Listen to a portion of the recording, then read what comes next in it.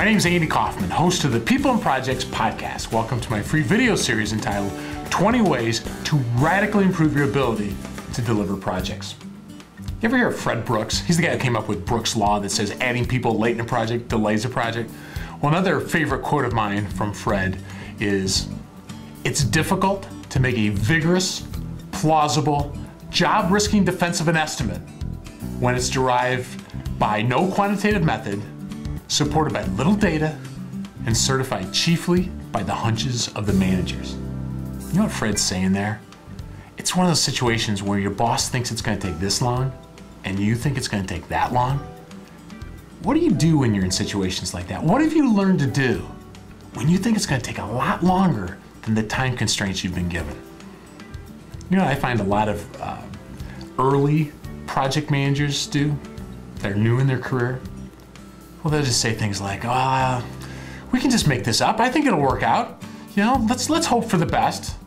You know, we can make this up. 5 of the most dangerous words in project management. I'm not saying you can't, but hope is rarely a good strategy. And that's what I find a lot of people do. Or they just cave in because of the pressure.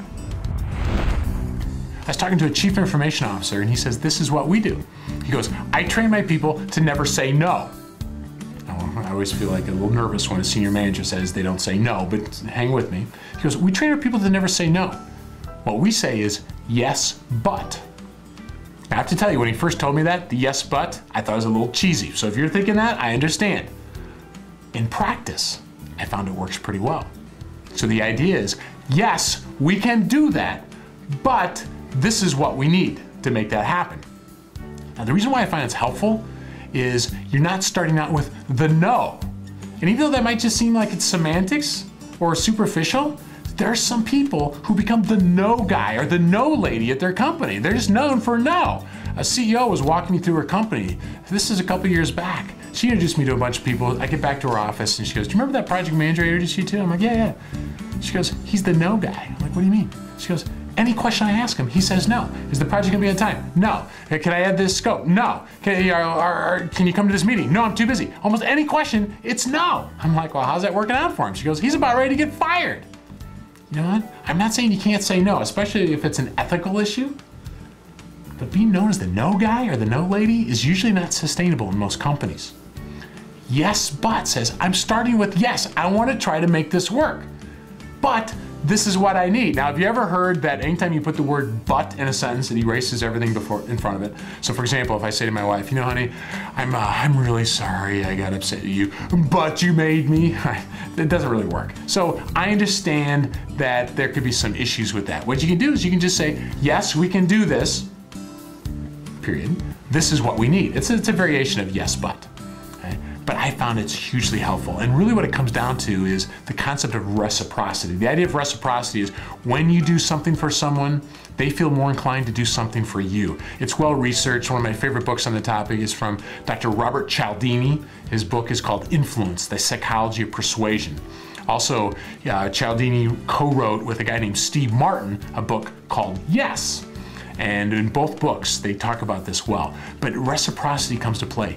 Yes, I can do this. This is what I need. It comes off as reasonable. I know another senior executive, she says it differently. Instead of yes, but, hers is, we don't say no, we say choose. So the boss wants it in this sort of time frame. You think it's going to take this long? Instead of going in and saying, no, can't do it, probably not a good idea. How about you come in with 3 different options? Yes, we can do it. Here are some options to make it happen.